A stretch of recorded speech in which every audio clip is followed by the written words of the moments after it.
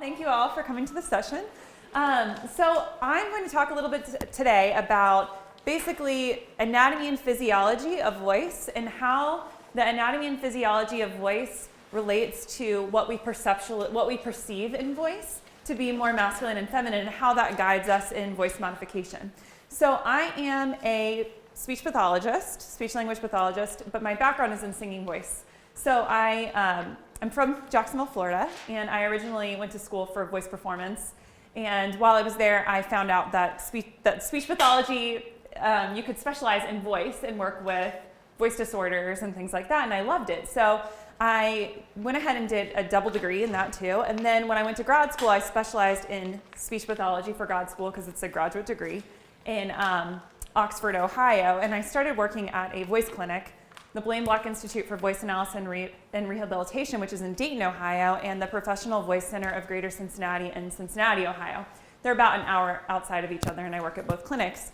And when I was there as a fellow, we started seeing more and more patients coming in for voice modification services for transgender voice therapy. And there really wasn't anybody in the clinic at the time who had specialized in it, because it was just something that was newer to the field. The field of voice in and of itself within speech pathology is relatively new compared to a lot of the other things that are out there. So trans voice was very new to our clinic. And so I just had taken an interest in it. I saw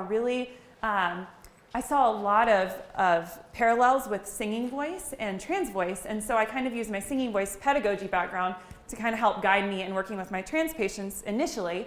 And then over the years now, there's textbooks and there's courses you can take, and there's all these great opportunities. And so I've tried to use some of those to further my knowledge. And now I see all of our trans patients at our clinic. I have anywhere between 2 and 12 on my caseload at any point in time. And then I also see singing voice patients too, and combination of both. And then we also see head and neck cancer and upper airway disorders and swallowing disorders and all of that. So that's just a little bit of my background.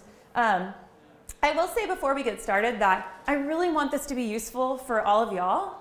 You guys chose to come here and listen to me talk, so I really want you to get something out of it. So along the way, if there's anything where somebody's like, we know this, don't spend more time on breathing, or if there's something like that, please feel free to give me comments or questions or anything like that along the way.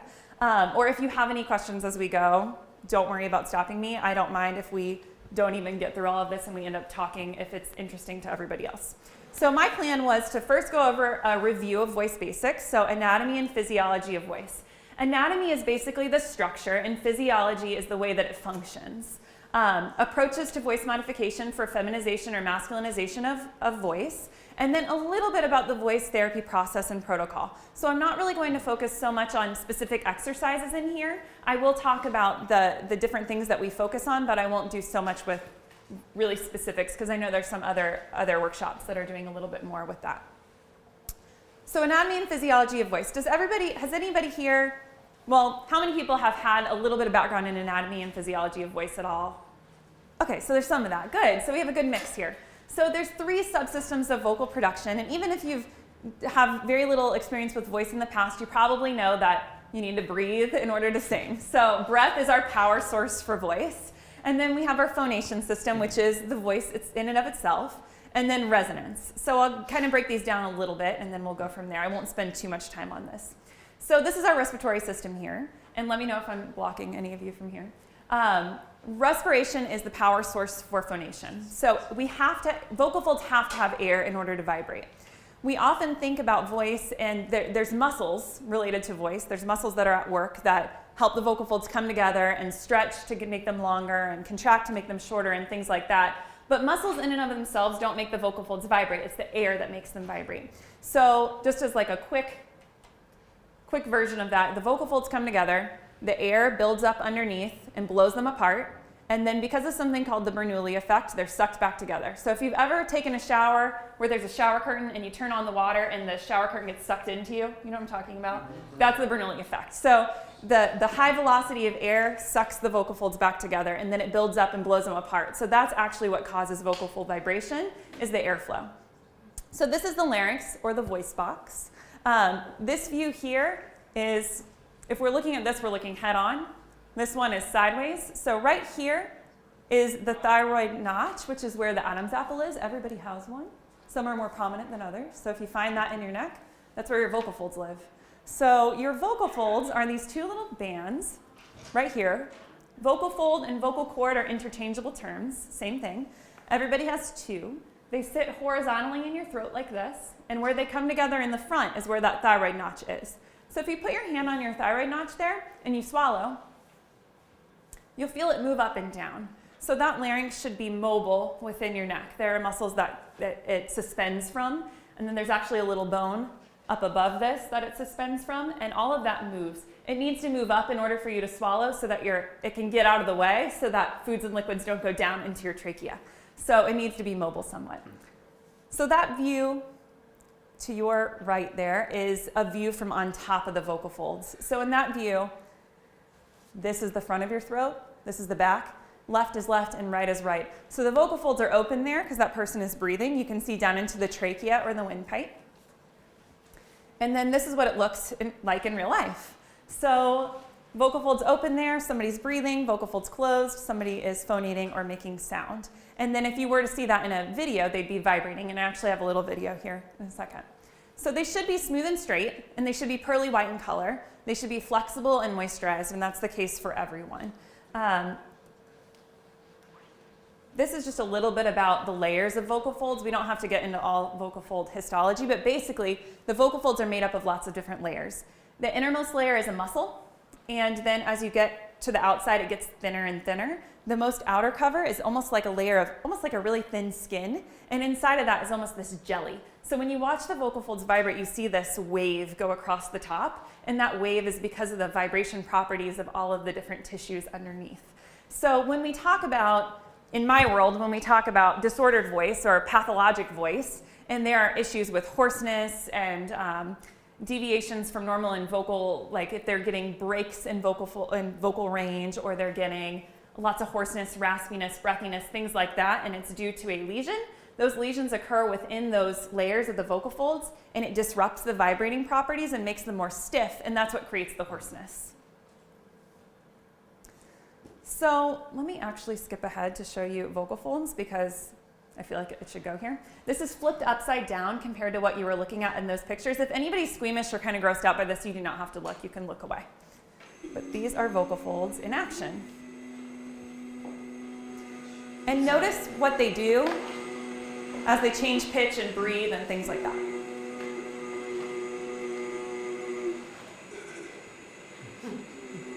It's a little clearer there. They're saying E, but you can't really tell because it sounds like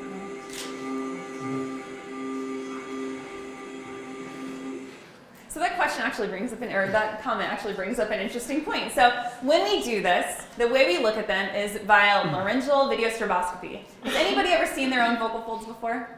Yay, some people have. Okay. So basically what we can do is there's two forms of this test. One is just a camera that looks right in your mouth. It looks right over the base of your tongue. It does not go down your throat. People are afraid it goes down their throat. It's this little rod here. It's a metal rod. About that much goes in your mouth. It looks over the base of your tongue while you're doing this. And that's what that person was doing during this test, which is why it doesn't really sound like any vowel or anything like that because their tongue's in their mouth and their mouth's wide open. But only about 2 minutes of doing that and we can get a lot of information for how vocal folds are vibrating. The one on the left actually goes through the nose and hangs out in the back of their throat. Did you two have through the mouth or through the nose or no? Both. So you've had the full experience, as I tell people. Whenever it's through their nose, the benefit to that is you can actually see function. You can see somebody sing, you can see them talk, you can see all of that. So I have a video of that too that I'll show you. It's pretty cool. Now YouTube's out there and the internet's out there, so like y'all can look up anything you want and see like all kinds of cool stuff. They even have videos of like Mel Blanc, who does all those voices with the camera through the nose, where you can see all the pharyngeal action and things like that are happening. It's really, really cool. I'm like the world's biggest voice nerd, so I like love this stuff. I'll like spend hours watching that. But that's basically how we see the vocal folds. And during that test, we're looking at structure of the vocal folds. Are there any lesions? Are there any masses? Anything like that. And then how the vocal folds are functioning. So the vocal folds are teeny tiny. They're really, really small. The videos that you'll see and everything like that make them look like they're really big because our our technology is such that we can really blow them up huge and see every little intricacy of the vocal fold structure. But they're actually just a few centimeters long. They're really tiny. They're like this. But there are differences in lengths of vocal folds. So whenever I'm going to talk about differences in vocal folds, I'll talk about the vocal folds or the laryngeal anatomy or the anatomy and physiology of someone who is assigned male at birth and went through puberty, and somebody who is assigned female at birth, and the differences in voice there. Because those differences in anatomy and physiology are what create the perceptual differences that we hear as being more masculine and more feminine. And I will say there's obviously differences culturally and things like that. So everything I'm talking about here is basically like in America, in our culture, what do we perceive as being feminine? What do we perceive as being more masculine?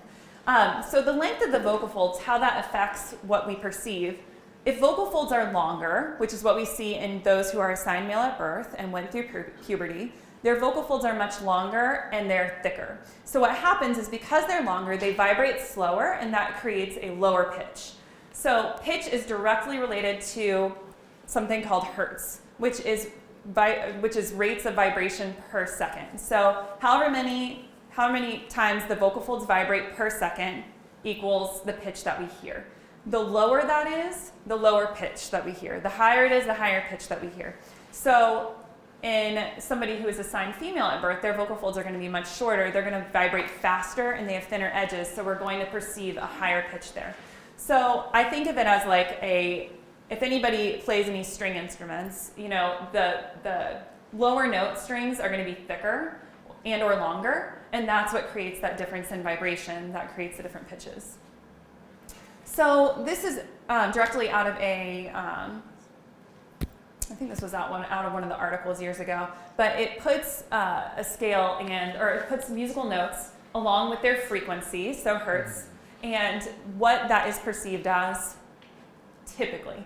So feminine range, masculine, more feminine range, more masculine range, and more of like a gender ambiguous range. So you can see that there's definitely an overlap there, for sure. And so when we're working on a certain individual's goals, the goals are based on, first of all, what are we trying to accomplish as far as what do we want somebody else to perceive our voice to be?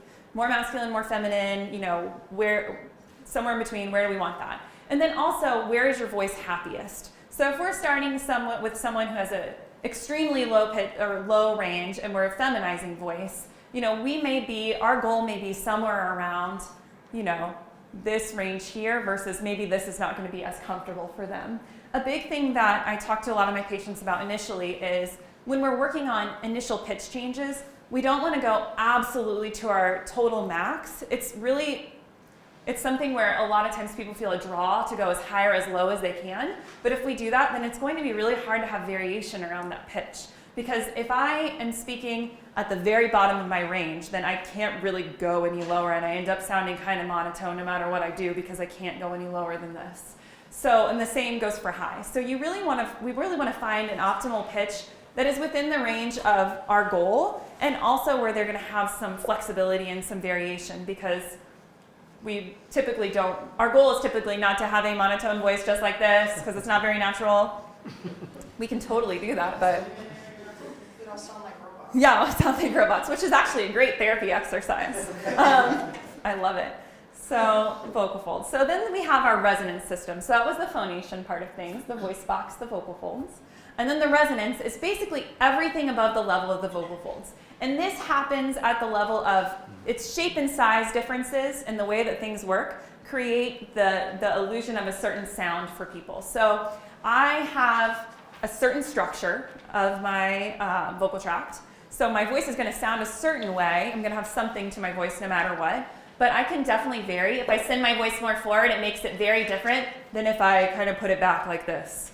And if I make my voice with lots of space inside and I really send it back, it's going to sound much more masculine than if I send my voice really, really forward and make it really, really bright. That's totally going to have a different sound. So just the vocal tract shape can create so many differences in voice. So that's something we play around with a ton in voice therapy. And I think a big thing along the way is being willing to like be goofy and be silly and like try new things. And it's totally the same thing as in your voice lesson. Like if you are okay with making these weird sounds and like letting it crash and burn and letting it be totally crazy and unstable and all that, then that is a great thing. So there are some size and shape differences that change the perception of being more masculine versus more feminine, in that if we have a much larger vocal tract and larger resonating space, the sound is going to be much bigger. So if I automatically open my mouth up more, I'm going to have more resonating space. My sound is going to kind of fill things more than if everything is smaller. A great example of small resonating space and higher larynx would be like a Kristen Chenoweth, if anybody knows who she is. She was in Wicked, the original cast of Wicked, and she's in some movies and stuff, but she's like this tall. And her voice is like this, like it's so high because her larynx, like the space between her larynx and her mouth is like this big.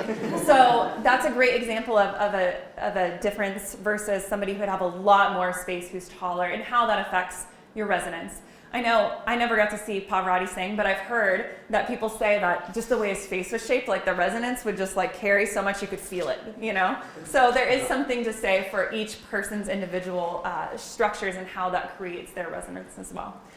So here's a video that I have thinking about putting all of these things together. I don't know if anybody's seen this. It's on YouTube. I took it off YouTube. But it is vocal folds of people who are singing. It's a quartet. And it's going through their nose, so you can actually see the vocal folds in function.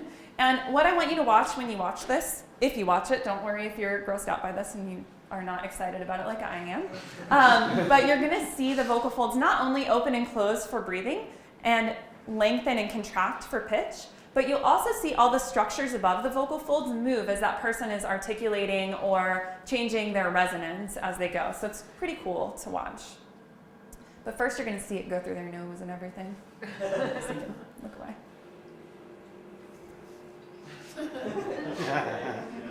This video has been out there for years. I love this video.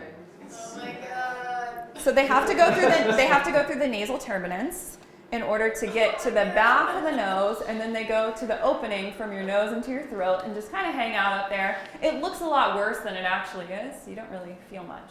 Don't you use an anesthetic? A local anesthetic? Yeah. We do in our clinic. We'll use an anesthetic through your nose so you don't feel. Right. It's so weird. And you'll see that people swallow. The whiteout is a swallow. Is it soprano, mezzo soprano, tenor, bass? I think that they're actually mixed. I think it's soprano, mezzo, bass, baritone, tenor. Potentially. I'm not sure. Don't quote me on that. I haven't watched it through it, so.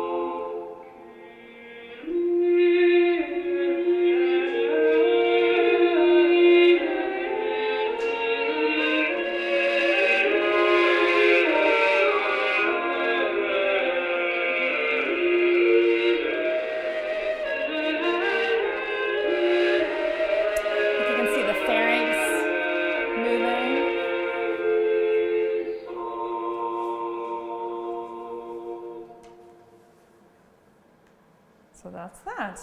It's pretty cool. So that's what you all are doing whenever you're singing. All right. So that's kind of my brief, really super brief version of anatomy and physiology. Any questions about that or comments or anything? Okay. So now we're going to get a little bit into typical voice characteristics and what we perceive to be a more masculine versus a more feminine voice. We'll kind of touch on this along the way in bits and pieces. So speaking pitch is usually the first thing that people think of whenever they think of, you know, what's the difference between a more masculine voice versus a more feminine voice. There have been studies where we've established kind of a range that's perceived as more masculine versus more feminine. So a more masculine voice would be perceived as like an 85 to 170 hertz, which is an E or F2 up to an E or F3. So that's an octave range there. more feminine, 170 to 250. I've seen people in the clinic who have smoked for 20 years and they come in and their voice definitely, I perceive it to be feminine, but they're like 90 hertz, So there's definitely outliers and variations in this, but this is just kind of overall average. And then there's like the gender neutral ambiguous range. They're kind of in the middle. When I'm speaking, because I've paid really close attention to where my voice is as I model for patients and everything, I'm actually on the lower end, this like B3. I'm actually like around a B3 down to like a G3, so I hedge on the gender neutral ambiguous range, but that and above. So it's kind of where my voice is, just to give you a marker along the way. They've actually, a study that I read years ago was really interesting. They took, I believe they, don't quote me on this, but I believe they did it in the 70s, and they took an electrolarynx. So do you guys know what an electrolarynx is? It's one of those, whenever people have a laryngectomy, now we have these cool prostheses that they can talk through where they don't need these, but years ago they had to have these little devices that was a source of vibration. So they'd hold up this little device to their neck and your voice would literally sound like this, and they programmed them to be distinctly within a feminine range and a masculine range. And they had people listen to these voice samples and say what they thought the voices were. And almost every time they were able to identify if that speaker was female or male, regardless of where the pitch was programmed. So that tells us that there's so much more outside of pitch that makes us perceive a voice to be a certain way. When we're not looking at that person, there's still a lot other than just pitch. Then when we're looking at a person, there's all the visual feedback that we get, or the visual cues that we get that help us determine, a gender for a person. With resonance, that's probably the next biggest one. So resonance is about the filter that we kind of talked about there. It's all about the vocal tract shapes and where you focus your voice whenever you're doing that. The differences, like we talked about, larger resonating cavities, larger space between the larynx and the mouth and everything is going to create a larger, lower, more full, dark kind of resonance, full sound. As a singer, if you think of somebody who has a covered sound, have you ever heard of that, like a covered sound, where they're, ooh, the sound's back here, versus, ah, where it's really, really forward? There's a difference in what you perceive there, if it's bright versus dark. And a lot of that depends on how much space there is in that oral cavity. As for inflection, that is the ups and downs of our voice. So kind of how melodic your voice is whenever you're speaking. If we're talking about what we perceive to be much more feminine versus masculine in inflection or prosody, we would say in more feminine voice, there's much more variation, much more ups and downs. We end up perceiving it as being having much more emotionality to the voice, like a lot more, much more inflection. More masculine would be much more monotonous. Not monotonous to the point of what we were talking about before, the robot voice, but still much less variation in the voice. There's just a little bit of up and down, but not quite to the point where it's doing this completely all the time. So that's a big part of voice. The other thing with inflection is that the inflection influences what we hear as the fundamental frequency. So the fundamental frequency to the voice is kind of the mean pitch or the mean hertz that the vocal folds are making sound at, or phonating at. So if we talk about that and how it can vary based on prosody or inflection, a great example is this glottal fry issue. So has anybody heard of vocal fry or glottal fry? So it's this new phenomenon, not new, but newer thing, where people are talking in this like Kardashian voice, like back here in their throat, and you perceive it as like really, really low. So if I was going in and out of this gravelly kind of sound, it's going to pull my fundamental frequency way down. So that's something that I talk about specifically with my trans female patients, because if they're using some of that glottal fry, it is a kind of a linguistic marker of a certain group of people. So it is something that many people use. So it's not necessarily something that is a bad thing, but if they're using that a lot, it may pull their whole frequency down to where it's perceived to be much more low than where they want it to be. So it's something we need to think about when we think about prosody and how that's affecting our voice. Also, whenever we pick the pitch, like we talked about before, if we're picking something that's really, really high to begin with and we can't go above that, then we're going to be really limited in how much inflection and prosody we can put into our voice. There are also articulation differences. So as we go, I always tell my patients it's so hard to think of all of this at once. It's very, very overwhelming to be like, how do I change all of these things? So I like to approach it as we're going to start with the bass. We're going to start with the pitch. And then we're going to add in the resonance. And then we're going to start messing with the inflection. And then we're going to start putting in the articulation. And we kind of like put layers on the cake in order to create this overall image or overall voice quality that we want.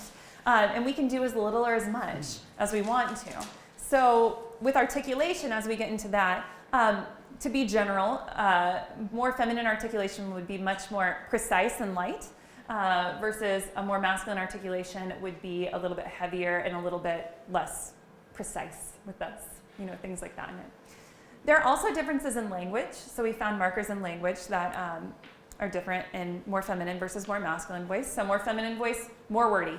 Obviously, I'm a great example of using lots of words. Adjectives, lots of descriptors, lots of emotional context and longer stories versus more concise, short to the point, less wordy would be perceived as more masculine.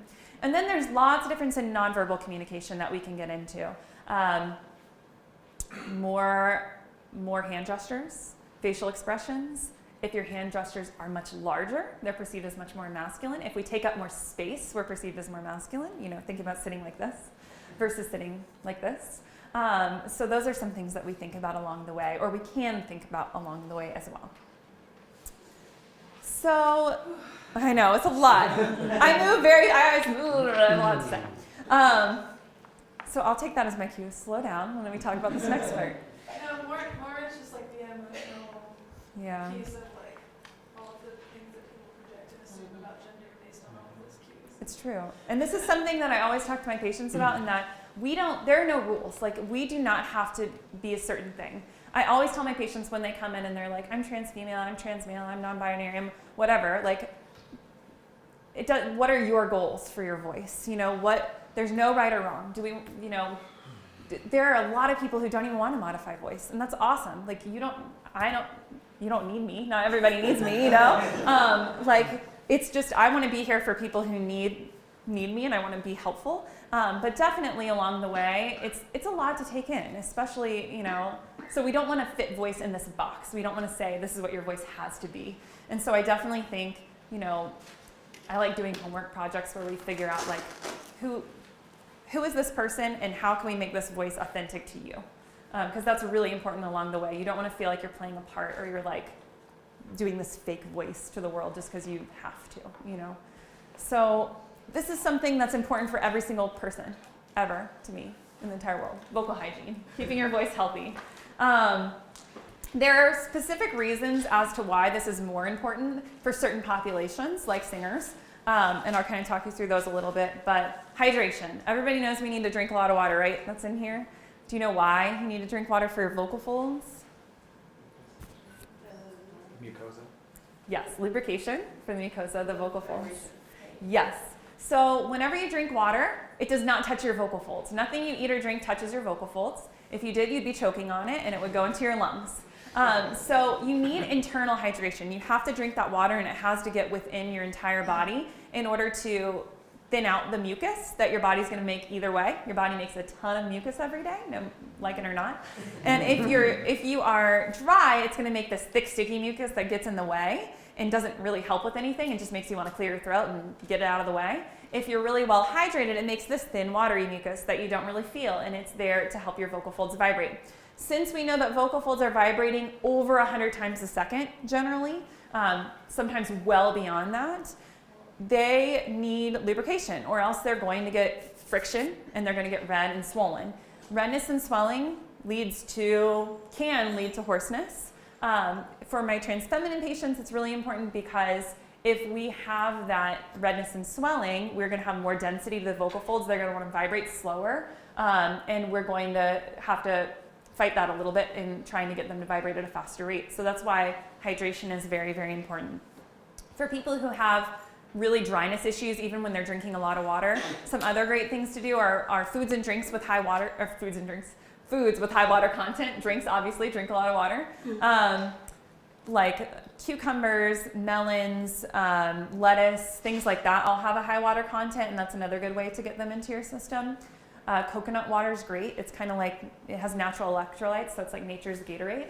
You just don't want to drink a lot of it, especially right before you sing for the first time, because it can have like a laxative effect. So start with a little bit and then go from there. And then steaming is great. So if you're traveling, if you're in a hotel room like I am right now, turn on some hot water, stand in the bathroom and just breathe in the steam. At home, some people have the personal steamers. Things like that are great as well. Vocal pacing is very important. So what I mean by that is voice use is really an athletic event. You know, we don't really think about it that way. We're starting to think about it that way, which is awesome, but we haven't always thought about it that way in the past. Your larynx is made up of cartilages and muscles and ligaments, just like your knee, and you can train it just like you can train your knee or, you know, any other muscle in your body, but you can also fatigue it like you can any other muscle in your body. And it's easy to overuse it, especially as a performer, because a lot of us are vocally enthusiastic people. I'm totally one of them, where we're singing in the practice room, and we're singing in the groups, and we're doing all of that kind of stuff, and then we're going out and talking in the hallways all day, you know, and calling people on the drive home, and you know, we're using our voice all the time, and so it's easy to fatigue it out. Everybody's different in how much voice use they can use until they start to fatigue. You know, I have patients who come in all the time and they're like, my best friend goes out after every show and screams and yells over loud noise and are totally fine the next day, and I lose my voice. What is up with that? And my answer is, I don't know. I'm one that's like you too. So knowing for you how much you can do before you fatigue, and making sure that you pace yourself. So you're not way overcommitting to things vocally, where if you're trying to feminize or masculinize your voice and you're working on all this modification stuff, you're not totally wearing yourself out to the point where when you get to the point where you're finally spending some time of your day working on your voice and you have nothing left, you know, to do because your voice is so tired. So voice naps are great, 5 minutes or so of just being quiet, breathing, and avoiding overuse. So that brings us to avoidance of vocal abuses, phonotraumatic behaviors because it's traumatic to the vocal folds, yelling, screaming, talking over loud noise, hard throat clearing, harsh coughing, all of those are really aggressive to the vocal folds. They can lead to swelling, which then kind of goes along the same lines as the friction we were talking about. It also puts you at higher risk of vocal pathology, so like an actual lesion or something like that.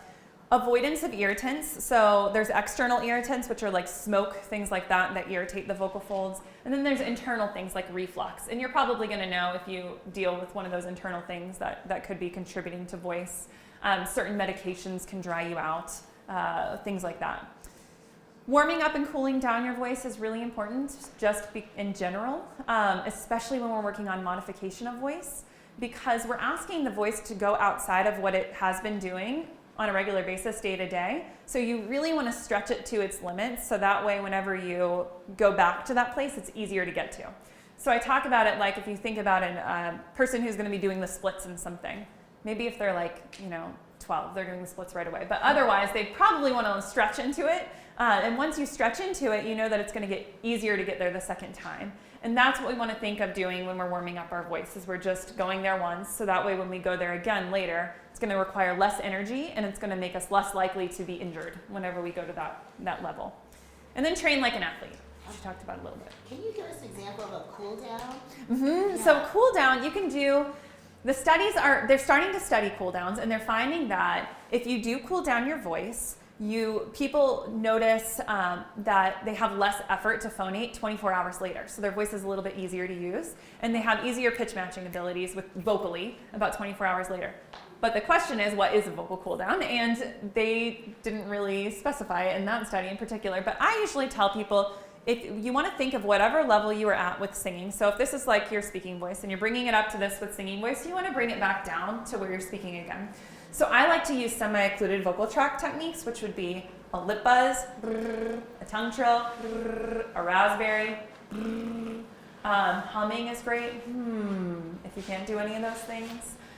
If anybody's ever done straw phonation, which is where you just say basically ooh with lots of space in your mouth into a straw, it artificially lengthens your vocal tract. which makes your voice, your vocal folds vibrate easier.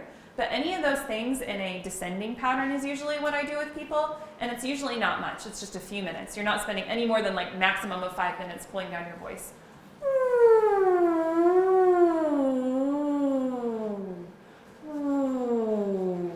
You know, just bringing it back down to neutral. Thank you. Does that answer it a little bit? Okay. Yeah. So, voice modification. Any questions? Okay.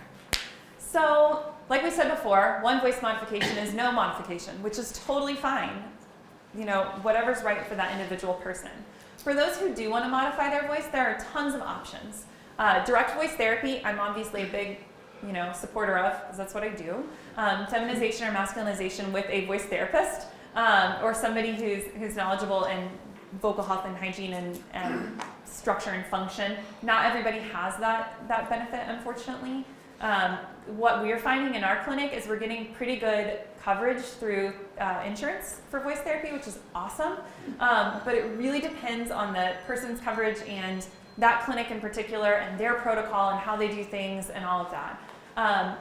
It's seeming to become more accessible because there are more speech pathologists who are training in it and learning about it and interested and trying to reach out, and there are more groups and things like that also. So I'll definitely say for everybody, do I have my cards with me? I think I do. But either way, my email's at the end of this. If anybody has a specific question about where they live, I'm happy to reach out to just the voice pathology community in general and see if anybody teaches or takes patients or anything like that where you live. And I can definitely help you. So that's direct voice therapy, and I'll talk a little bit about it later. There's also independent voice modification, which some people are awesome with. Just trial and error, or mimicking voice models, or watching YouTube or apps, or there's all kinds of stuff, using peers. I do find that people who are musical in general have a lot of benefits when they go to modify their voice because they already have good self-awareness of voice and how to create these sounds and how to do that. But that doesn't always carry over to modifying their voice in speaking, so it's not always the case. We'll talk a little bit more about pros and cons of the independent too. There's surgical voice modification options, and there's more and more great surgeries that are out there, but typically for most surgeons, it's going to be pending a trial of voice therapy first, because there's just multiple options with varying degrees of success and satisfaction in voice quality afterwards. I've had some patients who have gone to Korea and had vocal fold surgeries. I've had people go to the East Coast and have some vocal fold surgeries, and I've kind of had some mixed results with them. And so it's definitely something that needs to be really carefully considered, especially for singers. So for singers, I really urge them to, and I think that most surgeons would also urge them to, you know, work with a singing voice teacher, work with a speech pathologist, work on modifying voice behaviorally before going into any medical options.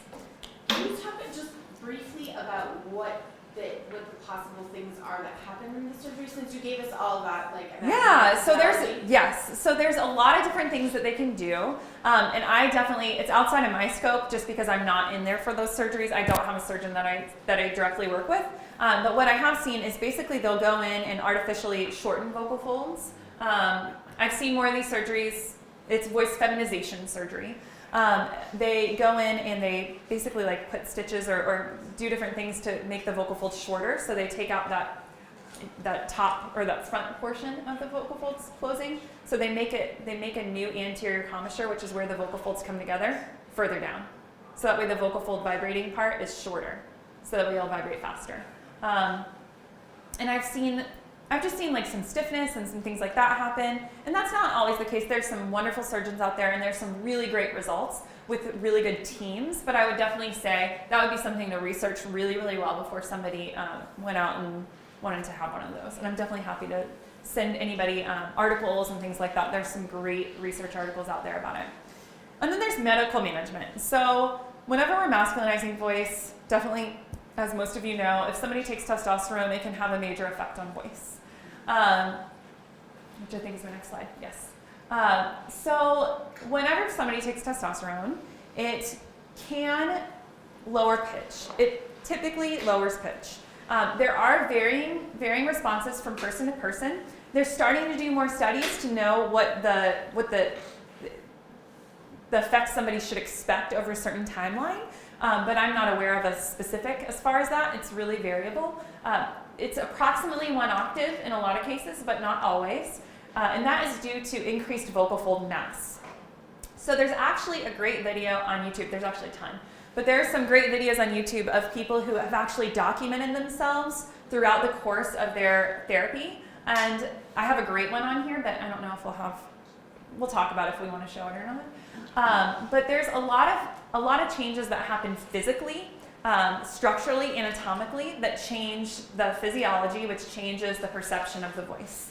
So there's maxillary and mandibular growth, so the whole jaw will actually grow larger. And the larynx lowers and the vocal folds develop more mass, so they get larger and longer. So if you see somebody who's taking testosterone, oftentimes they'll develop more of a thyroid notch, more of an Adam's apple. The jaw will move out, and all of these things relate to their voice being perceived as more masculine. So the goals and targets in therapy are often, not always, but often different. I have had patients in the past who either cannot take testosterone because of medical reasons, or they choose not to for some reason. I've had people choose not to because of their singing voice. I've had people choose not to, they're non-binary, they want to work more on masculinization, they don't want the effects of testosterone. There's lots of options, so there's definitely ways we can masculinize voice without testosterone, but people who do choose to take it often do get some of those voice changes. If they do get the lower pitch, oftentimes we'll work more on resonance and prosody and those type of things. And sometimes we actually work on some negative effects that they get, some negative symptoms, because as the larynx lowers and everything changes, if it happens pretty rapidly, sometimes the voice doesn't stabilize right away. So we get a lot of the same changes that happen during puberty with voice. Like instability in voice, breaking, cracking, things like that. And some people develop some throat irritation or throat clearing or just things like that. So we can work on those sometimes. Yeah, that's something I've always wondered about when I first started with tea. Mm-hmm. I had like here, and I still have it. I've been on tea for 10 years. And it's still like, I get these little heavy fingers. Right in here? Yeah. We'll talk. Okay. that sounds like something that that is pretty frequently seen in some people, right here. And it can be for all different reasons too, just irritation. So I have a video. I just have a question, typically you're talking about voice ranges, typically on testosterone, have you seen people lose range? Not specific notes, but just size of range? Potentially. Okay. There's more, I think what's happening now is because there are more singers that are taking it, they're starting to see that if you train your voice throughout the course and you really work on conditioning throughout the whole time, you can maximize as much range as we possibly can and maximize as much as that top as we can with things, but there definitely can be a shift down, and so it can go either way, basically is my answer. And my answer is I don't really know because it's from person to person. But I know there was one talk. Did they have that earlier on a singer's? That was just before that was this. right before this. Yeah. So Yeah. what did they find?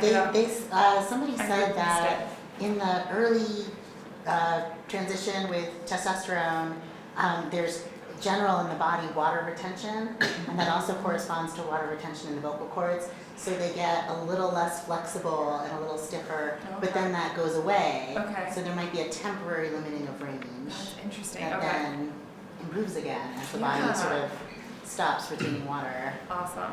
Really interesting. Yeah, that's so interesting. Because that would be something that I would think somebody would, experience that and be like, why? And then, Yeah. but it's nice to know that it would come back.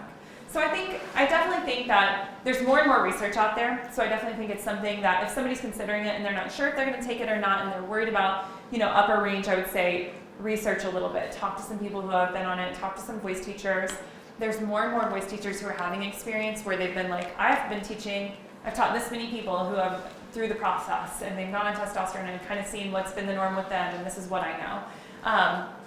Just because in my world, being in a medical clinic, I typically do see more trans feminine patients than I see trans masculine patients because of the behavioral modification of voice that's needed in order to modify voice versus testosterone, where oftentimes the change happens with the medication. Can you explain why that is? Why Yes. the trans feminine voices Yes. don't change? Definitely, I should have talked about that before, so thank you.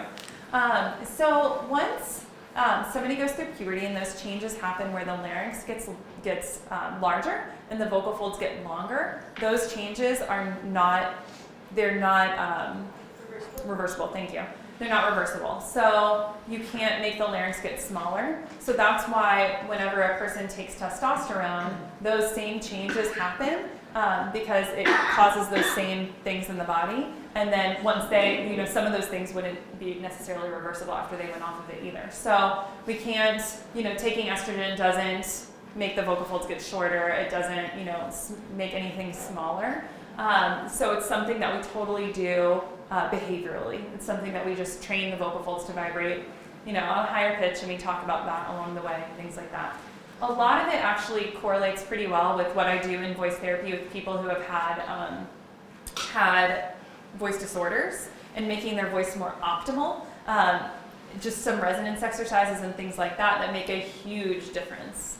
Does that answer your question? Mm-hmm. So you're talking about how testosterone is on top of extending the larynx, it also bulks up your jaw, which changes your resonance.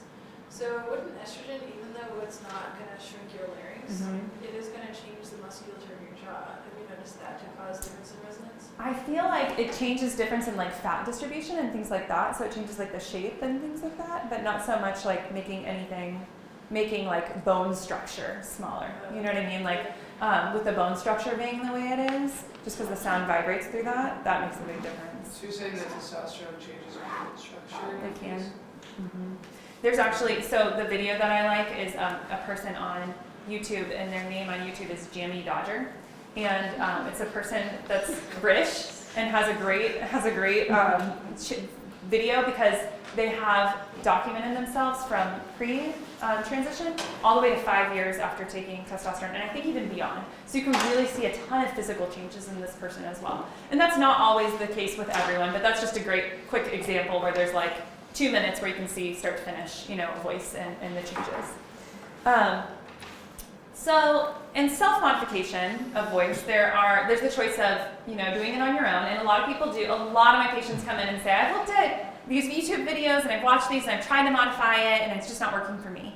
And I think what I have to say about that, I had a slide in the past that I used where I would take quotes from things because it's just interesting because so many of these people have amazing voices. If any of you have watched these, you're like, I have watched them and I'm like, wow, their voice is so great. But then they go to describe what they're doing, and either they're not describing exactly what they actually are doing physiologically, or they're describing in a way that may not work for somebody else. So you'll see comments on these pages like, I'm trying to do this and I'm getting throat pain. Like, is this normal? Why am I getting this? And so what works for someone doesn't always work for somebody else. And even if somebody has done it a certain way and it has worked for them, they may not be explaining exactly what they're doing. And so I think that it sometimes puts out these unrealistic, things for people, and it makes people feel bad because they watch it and they're like, why can't I do this? So I think it's really important to kind of, have some perspective when you're watching these things. Also, this is not limited to trans voice. So if you think about like online singing tutorials, same thing. For those voice teachers out there, you watch some of these and you're like, okay, interesting. So there's just all kinds of stuff out there. So there's really good things about it, there's bad things about it, but just take it with a grain of salt. Whenever you do watch these things and decide if you choose to go that route when you modify on your own. I have one last question. Mm-hmm. That's okay. Go ahead.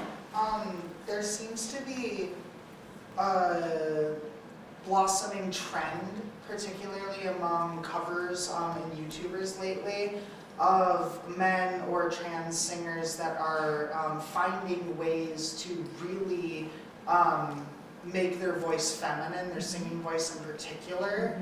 And one thing that I've been wondering, me and one of my other friends, is whether it's something that is just an ability that you may be born with, or whether it's a technique you can learn. I think we can talk about singing in general like that too, in that, some of the things are maybe natural to you in that everybody automatically has this physiologic range of where they can voice. Right. So that is where you can phonate, top to bottom. And then within that lives your artistic range, which is where you can functionally use your voice. And you can definitely train different parts of your physiologic, range to become more easy to access, more stamina within that range, things like that. So definitely it can be trained, but there's definitely limits. My top range, I'm kind of like a lyric soprano-ish, like heavier voice. I can't really phonate beyond like a C sharp D. Like my voice just kind of goes into nowhere. So I'm never going to be singing Queen of the Night aria. And that's just because that's what my voice doesn't go there. And so there's some things like that, but there definitely is a lot that can be trained into the voice, for sure. So definitely, within that range, I think that most people, if you are talking about feminizing voice, a lot of these ranges are doable for people. Cool. For sure. So talking about red flags and symptoms, things to look out for in voice, especially if somebody is self-modifying, or just if you're singing and you notice these things. Vocal symptoms would include anything like vocal fatigue, which is just where your voice feels tired or achy. Prolonged hoarseness. It's normal to get hoarse whenever you get sick, but it's also normal for it to bounce back afterwards. About 2 weeks or so of hoarseness is probably going to be your max with getting sick. Beyond that, it's considered prolonged. Effortful phonation, so feeling like you have to work really hard to make sound or really hard to get what you were able to get in the past with your voice. A change in vocal quality or range at all compared to your baseline. Decreased vocal flexibility or agility if you were somebody who had that to begin with. My voice doesn't like to move fast, so I wouldn't say that I've lost any agility because I don't really have much of it to begin with. Breaks in your range, fuzziness, breathiness, holes. I see this a lot with people where you get this will squeak at the top. That would be an indicator that something might be going on with voice. Changes in sensation would be more neck tightness, discomfort, pain in the throat, a lump in the throat feeling. Vocal folds don't have pain receptors. So whenever you see these videos or pictures of people who have lesions or things like that, and singers are always like, when you see it, you don't really feel it. They're going to hear it, but they're not going to feel it. If they feel anything with it, it's usually the muscle response to the lesion. So your vocal folds are not vibrating efficiently, so your other muscles take over and help try to control and get you to have good sound, and those muscles start aching and getting sore and painful, and that's what causes those changes in sensation typically. Other things would be burning or bitter or raw throat dryness, a lot more than normal for you, and chronic throat clearing or non-productive coughing. That's definitely something that we look out for when we're modifying voice, just because we are asking the larynx to work in a slightly different way, in a different range, and staying there. So we want to look out for anything that causes lots of throat irritation or feeling like you really want to clear your throat or cough all the time, things like that. If you think you have a voice problem, definitely at the end you'll have my email, so always feel free to let me know because I can always reach out and see if I can find somebody in your area.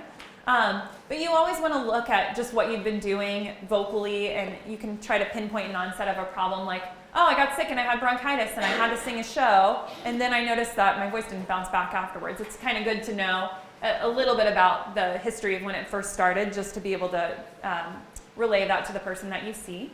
And then a big thing is don't wait to seek help, because there's very few things that we can't fix with voice when it comes to disorders and pathology and things like that. So definitely don't be afraid, if something's bothering you. I know I'm the type of person where I'm like, I don't want to know what's going on if this is not normal, but it's better to know and get it worked on and get it treated, because there's definitely things people can do. The nice thing is there are voice centers all over the place. There are speech pathologists, there are ENTs, there are great voice teachers, there's all kind of people that are great resources, even if you're in an area where it seems like there's not a lot around you. So a little bit about specifics of voice modification therapy. Anybody have any questions or things that we've talked about that you want to expand on or anything like that? You doing okay? Mm-hmm. Well, I'm just interested if during this piece you're going to get to talking a little bit more about resonance and some of the other changes that were talked. Okay, good. Yep, I'll skip ahead to that here in a second. There was a user video, maybe I click on it and then what was that one about? So that one is an example of a person pre-testosterone to 18 months post taking it. Do you guys, what's the general consensus? Do we want to watch this? Okay.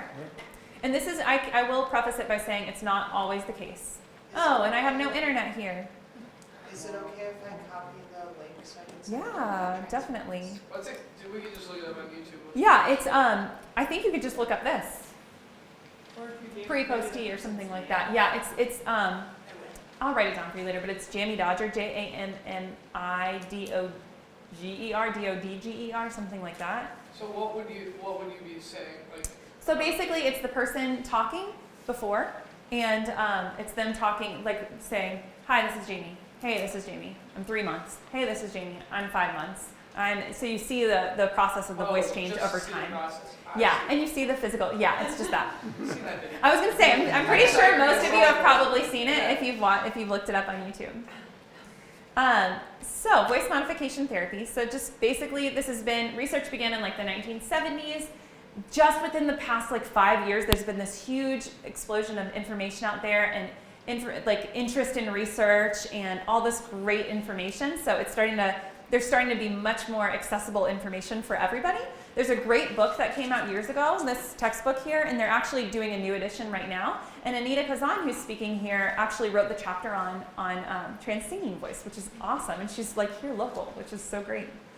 So what is voice therapy, first of all? And it is a non-medical, non-surgical, totally behavioral approach to voice for those who wish to rehabilitate or modify their voice in a safe, efficient, and healthy way in order to facilitate a desired vocal outcome and provide vocal longevity. So basically, in so many words, my goal with voice therapy is to get you what you want out of your voice, get you your personal voice goals in the most healthy, efficient, quick way possible through modifying your voice behaviorally. So doing different exercises and things like that to make your voice sound a certain way. The benefits are that it's individualized if you're doing one-on-one. It's kind of nice in that I like to sometimes, it depends on the person, start with a very structured set of exercises. So you can do a lot of structure with it, you can do no structure with it. There's no cookbook approach to voice therapy, and every therapist is different in the exercises that they do. That's a good thing and a bad thing in that there's an art to it. Each person, it may not be that those exercises work best for that person first. But also, there's not a structured way that it has to work for everyone, so good and bad. And it's targeted towards that individual. You have somebody who can ensure healthy vocal techniques, so another person, it's also nice to have that immediate feedback of, that was what we want, this is how this sounded, let's talk about that, and the reinforcement. Because a lot of times there's a lot of, even if you're modifying at home, even if you're listening to it back, you're like, I don't know if that's what I wanted, is that, so just having that person there to give you feedback is good. And then specific and consistent language and instruction. And so with this, I say sound familiar because a lot of you are probably, how many of you are voice teachers? Okay, so would you say this is similar to working with a voice teacher versus singing on your own? So I feel like there's so many parallels with voice teaching and voice modification. So this is our protocol for what we do, and this is not the case with every clinic, but this is kind of what you would expect if you came to a clinic and said, I want to modify my voice. What's the process? We always start with an initial evaluation. We do a history, just learning about you, learning about your voice, what you like, what you don't like, medical history, all of that applies to voice. We do some self-assessment measures, and then we do an exam to look at your vocal folds. There's lots of benefits to that in that, first of all, it's cool to see your vocal folds, so why not? But it shows us if there's anything that may be putting you at risk of creating more of a problem as we go. So we just want to look out and make sure, do you have reflux? Do you have irritations in your throat that we want to watch out and make sure we don't exacerbate? Do you have a lesion that we don't know about? We really want to know your baseline before we go in and do any therapy. Not every clinic does a video strobe, and that's not necessarily right or wrong. It's just the way that different clinics do it. And then we go in and start voice therapy. We take some measures, take a baseline, have you read some different things, listen to your voice, do some breathing measures to take lung capacity, things like that. And then we start voice therapy exercises and have subsequent voice therapy sessions. Different clinics are different in that some of them will see you weekly, some of them will see you every other week. It just depends on their setup. There's lots of a really great resource, maybe a university, if there's a university or a college in your area that has a speech pathology program, because often they have some great rates for voice therapy and they have some good options for different people to work with. And these are the aspects addressed. So this is getting down to what we were talking about before. the pitch, resonance, intonation, articulation, language, nonverbal communication, and then the hardest thing that we do is carry it over into your voice. Put it all together and be like, go live with this voice. It's so hard, but it's so rewarding. And then any specific voice-related symptoms or complaints, if somebody comes in and they're saying, you know, I've been modifying my voice on my own and I'm noticing a lot of pain when I use it or a lot of fatigue. And so we want to address those voice symptoms first before we work on what I consider optimizing your voice for you. So some clinics do individual therapy, which is the one-on-one. That's what our clinic does. There are also clinics who have group therapy sessions, which is awesome, because then you have the ability to work with peers and work with other people and get feedback from other people. There are more and more places that are doing this group therapy. Another great benefit to the group therapy is financially, it's a lot more doable for some people because these universities are doing it at a much better rate than what they can provide with one-on-one therapy. So that's definitely something to kind of look out for if you're looking for voice modification options for you. And once again, I'm happy to look and see if there's anything like that in your area if you're looking for someone. So potential goals for voice masculinization therapy. A lot of these carry over to feminization therapy as well, but if somebody is on testosterone, like I said, we're going to potentially focus less on pitch. I've seen people in the past who have been happy with their pitch that they get with testosterone, but they're not happy with the overall sound, and so we focus more on resonance in those cases and articulation and intonation and prosody and things like that. And I've also seen people who had such quick voice change that they feel like there's a lot of instability where we work on strength and just kind of getting everything back to be much more, what's the word I want to use, like reliable for them, where they can trust their voice and it's going to come out and be stable and have stamina within that range for them. And then there's also the symptoms that they may get. So if they do get that throat pain, discomfort, vocal fatigue, hoarseness, all of that. Let me see where we are, because I definitely want to talk about resonance and everything. We got time. Okay. So there's a lot of benefits for singers who choose to do voice modification therapy. I always think of it as if you're musical in general, before we start, you like have a huge advantage because you have a good ear a lot of times, and you know how to pitch match. You've heard different there's so many different things. You can identify different pitches. You can identify if we're going for something that's a little bit higher or a little bit lower. Oftentimes, this isn't necessarily a bad thing, it just takes a little bit longer in therapy. If somebody comes in and has a really difficult time with what's a higher pitch versus a lower pitch or pitch matching and things like that, we work on that first before we get into trying to actually modify, because a big part of what we do is not necessarily mimicry, but being able to kind of model and shape things together. So that's really, really important. Control over voice is great, because if singers you're already able to somewhat, modify based on, I'm trying to get a higher pitch and this is how I do that. I'm trying to get a lower pitch and this is how I do that. You've got that kind of schema for voice production that you need in order to modify. A lot of times you already have a lot of vocal flexibility and agility and stamina because you've conditioned your voice already. So it makes my job a lot easier. And then jargon and vocabulary, it's a lot whenever somebody comes in and I talk about the different muscles and things like that. And then just a self-awareness of voice. So first off, with voice modification, we always talk about vocal hygiene, which we briefly talked about. Elimination of any muscle tension is huge, and that is ongoing throughout the course of everything. This is often the case with singing too. You have this sound in your head and you're trying to get it, and your muscles want to help you, so they engage, and then that keeps you from getting what you want out of your voice. So a huge thing that we do is just deactivation of the extra muscles. And then working on breathing, because breathing is the power system for the voice. What are some things you do for deactivation?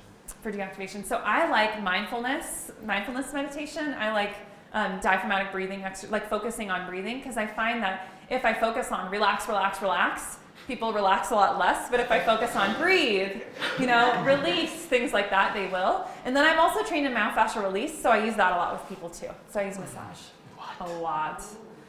Yeah, we use that a lot. I use that a lot with my singers too, laryngeal massage and everything like that. We all can use it sometimes. I can use it right now. So pitch. And I didn't really talk about this before, but we'll talk about it a little bit here.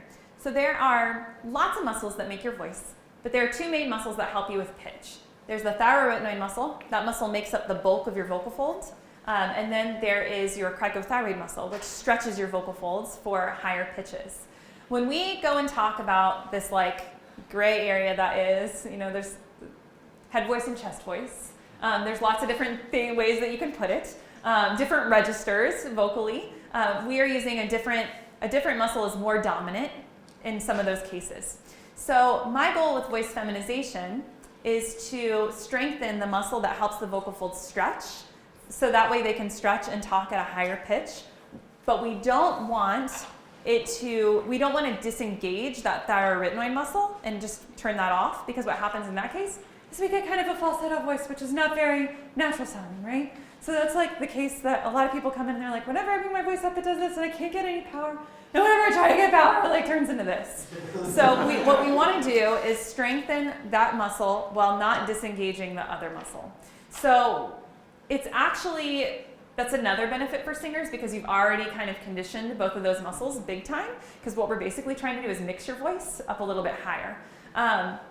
So we work on strengthening the muscle that we need strengthened more. In masculinization, I have a patient right now who is not taking testosterone and had a naturally very, very high pitch. So our goal was to slowly increase the ability for the vocal folds to engage at a lower and lower pitch in order to bring that pitch down naturally without any medicine or anything like that.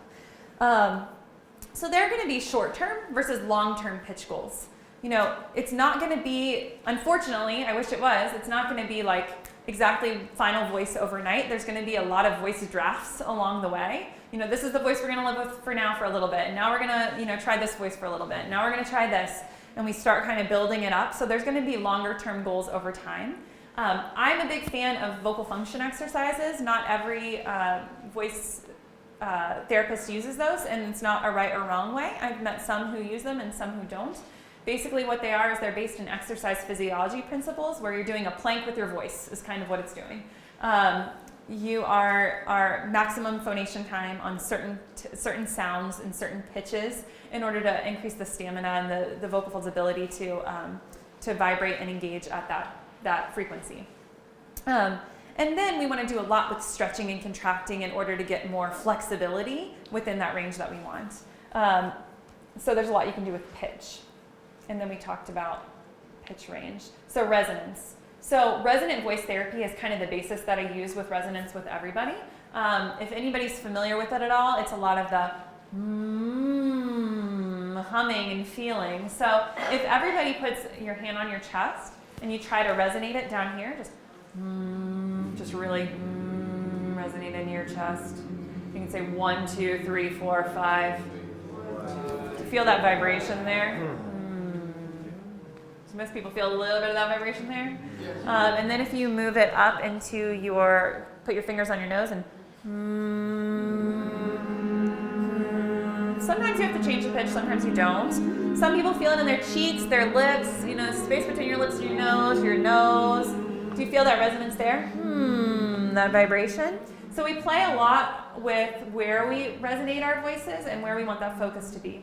So if you get a really nasal, you could do, a really nasal voice, but you could also open it up a little bit more and still keep that nasal resonance, but have more of a natural sound.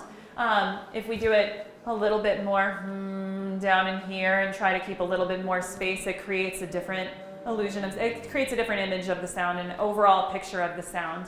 Even if you're speaking in the same range, it makes a big difference just within that resonance of your voice. A big thing I do is facilitation of efficient resonance. So even if we're masculinizing voice and we're bringing voice to a more oral, large space, we don't want to make your voice inefficient. We don't want it to go back in your throat where it's really uncomfortable and it's hard to make it louder. So through the course of this, we try to keep it as forward as we can, because the more forward resonance that does the work for you. It's more bang for your buck. If you send the sound forward, it's going to carry way better than if I keep it back in my throat. And then I try to be loud from here. It's going to be much more uncomfortable. So that's a big thing about what we do in resonance. So articulation, we talked about this a little bit, lighter versus heavier. You can get into the point where you actually airbrush your entire sound by looking at each little thing with your articulation, or you cannot look at that at all. So I've gone both ways with people. It kind of depends on when they're happy with their voice and what pieces we need to add to the puzzle in order to create this overall image. And then prosody and intonation, if we do more ups and downs versus less, we talked about that a little bit. Language, more versus less. And then nonverbal communication. So those are the big things that we can do. It's, as far as singing voice, I definitely feel like it's a team approach, because I definitely feel like if we're doing it from a medical standpoint and I'm seeing you in the clinic, I'm not going to be able to see you as much and as often as you will be able to sing your singing voice teacher. So I feel like it's really, really important for a singer, if they are going to go through transition and they are, whether or not they're modifying their voice, to have a good voice teacher who's there to help you condition your voice and keep it as strong and flexible as you can throughout the course of transition. So questions. I want to leave a few minutes for questions.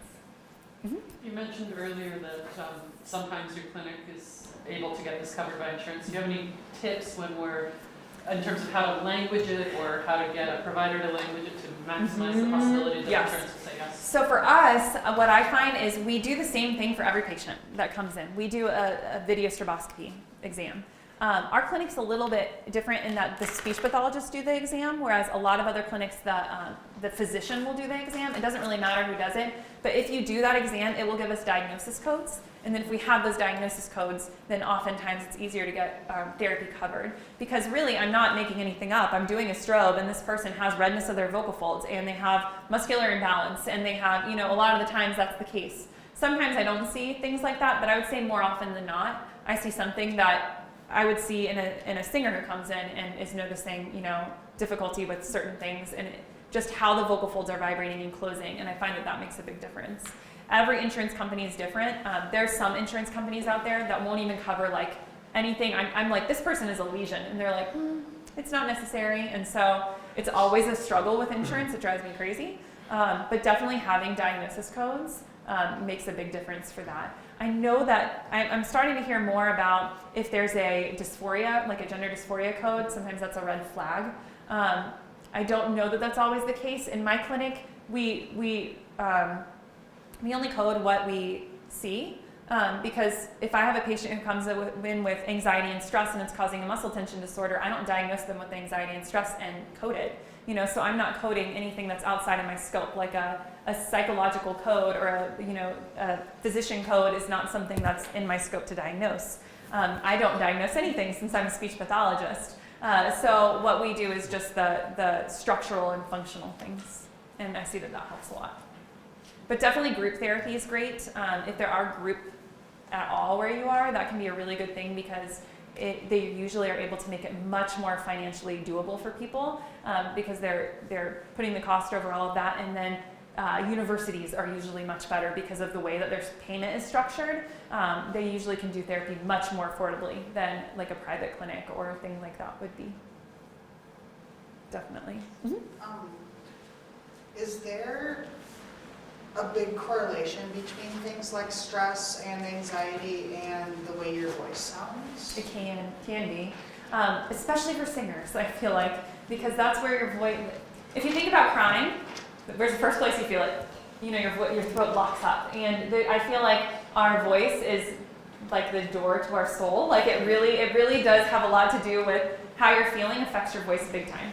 You think about, you can tell when somebody's crying, by their voice. You can tell when somebody's angry by their voice. There's a lot that you can't really modify whenever that happens. So it can, but it doesn't have to be. It definitely doesn't have to be.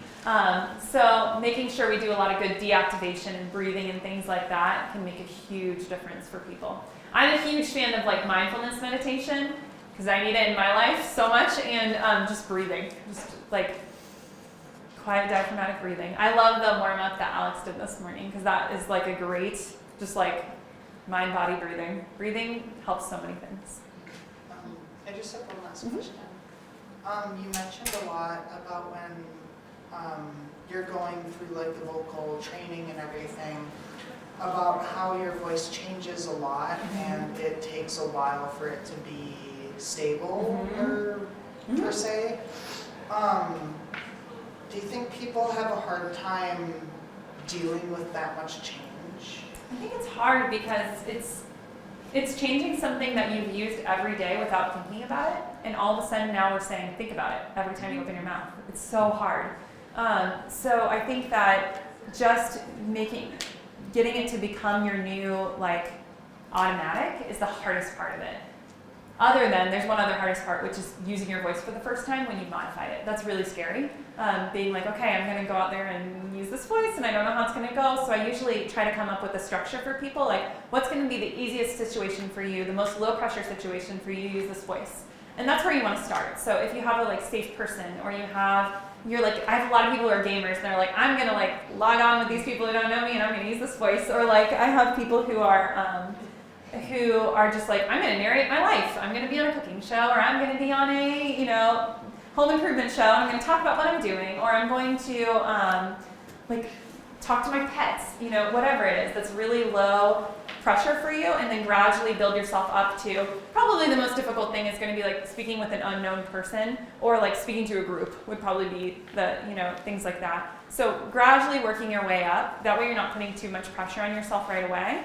And then even at that point, when you get to a voice you're really happy with, I find that once I've discharged patients and I haven't seen them, and I happen to see them like years later, their voice they've really refined it without even like, they haven't seen me, they've been doing it and just living it, and your voice starts to become, they're like, if I go back to my old voice, it's weird. Like, it's hard for me to go back to my old voice for some people. So it just has to take a while to become more automatic. I think that's one of the hardest things. I don't think I went, too terribly in depth in that, but I kind of did my own modification a little bit a long time ago, and I actually don't remember how I used to sound. Yeah, that's what a lot of people say. They're like, I don't even remember how to make my voice go there. Isn't that cool though? A lot of times you don't realize how far you've come until you go back and try to do that, and then you're like, oh wait, this is huge. We usually get to that point in therapy where we're like, ugh, I'm so frustrated, and then we're like, let's just go back and use that for a second, and then we're like, like, this is so different. It's really cool. Any other questions quickly? All right. Thank you very much for coming and letting me speak.